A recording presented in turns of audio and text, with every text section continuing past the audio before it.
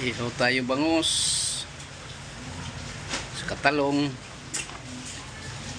pang almusal tanghalian, altang.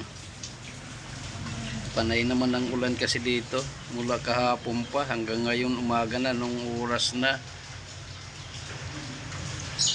maalas 10 na.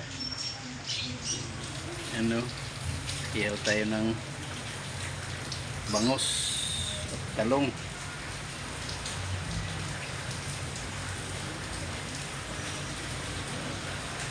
Mga followers, kung kaya nyo pumunta ng Marikina, dagdagan natin yan.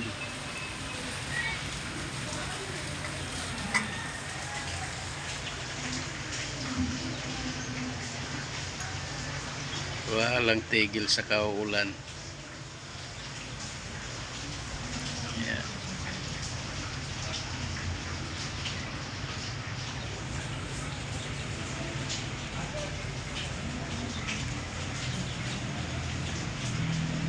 Mga nilabhan, hindi man lang matuyo-tuyo, panay ang ulan. Wala naman tayong kapasidad para bumili ng washing. Kaya kung matutulungan nyo ako, sana makabili man lang kami para oras ng tag-ulan hindi kami magsasuffer ng laging basa ang mga damit. Hanggang dito na lang mga ka-friend.